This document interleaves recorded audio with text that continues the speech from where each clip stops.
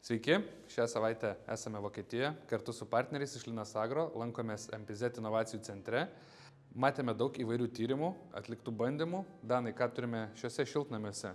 Tai šiandien turėjom tikrai puikią dieną, unikali galimybė pamatyti tiek daug įvairių ligų, dirbtinai sukeltų stresų augalams ir veislių tyrimų, veislių atsparumo įvairiems patogenams. Tai tikrai rinkoje turime veislių, kurios atsparios famozei, ropių geltos virusui ar šaknies gumbui. Dabar didelis dėmesys skiriamas sklerotiniam puviniui, kadangi ta liga irgi yra pakankamai agresyvi. Naudojame daug augalų apsaugos priemonių ir tai daryti reikia, kadangi nėra tikro atsparumo geno kol kas šiai ligai.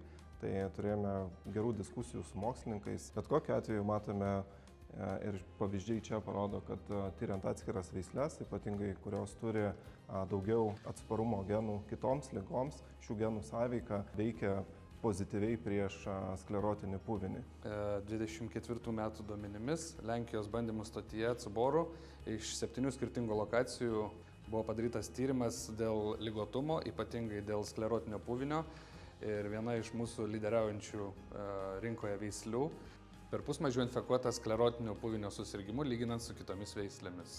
Ir tai tik tais dar kartą įrodo, kad mūsų veiko stiebo strategija, mūsų selekcininkų pasirinktas metodas tikrai daro pozityvę įtaką ir visoms kitoms rapsų ligoms.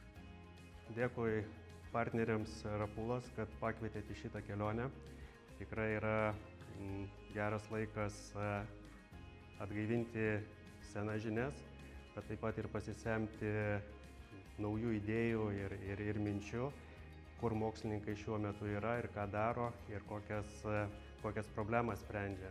Kaip ir minėjote, dalį labai svarbu auginant rapsus turėti gerą rapsų sveikatingumą ir šitoje vietoje selekcininkai kai kurių ligų problemas yra stipriai išsprendę, tokia kaip šaknų gumbas, ropių geltos virusą išsprendė, famozės problema taip pat yra stipriai su selekcija išsprendžiasis atsparumą šitas ligas.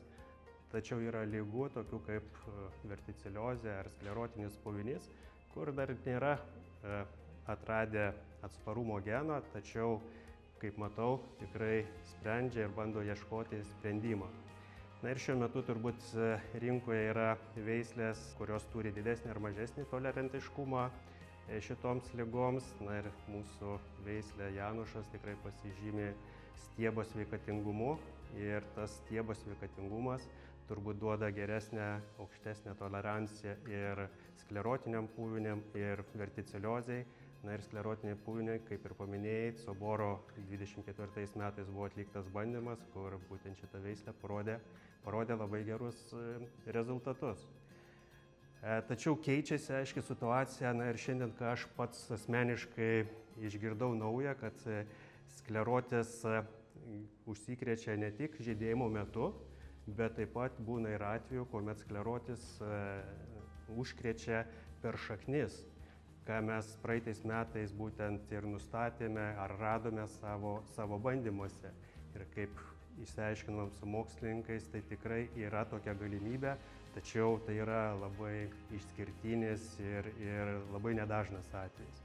Na, o dėl skleročio turbūt yra ta gera situacija, kad mes turime su kuo šitą ligą kontroliuoti. Tai šitoj vietoj laiku panaudotas fungicidas tikrai mums išsprendžia didžiąją dalim šitos ligos klausimą. Na, o tokia liga kaip verticiliozė, kurios mes neturime fungicidinės kontrolės, tai turbūt turime atkreipti dėmesį, kad šita liga užsikrečia rudenį. Na ir jeigu mes labai anksti pasėjame ir ilgas ruduo, tai turime ilgesnį galimybę šitai infekcijai patekti augalą. Todėl prevenciškai turėtume žinoti, kad jeigu norime išspręsti, sumažinti šitos ligos pasireiškimą, turėtume sėją kažkiek tai vėlinti, nesėti labai ankstyvos, nedaryti labai ankstyvos sėjos. Ne tik šitam aplankėme tyrimo centrą, tačiau buvom ir konkrečiam ūkyje, kur ūkininkauja 1400 hektarų ir išgirdome praktinius patarimus, nuomonę, kaip jisai ūkininkauja, kokias naudoja technologijas ir kokius derlius gauna.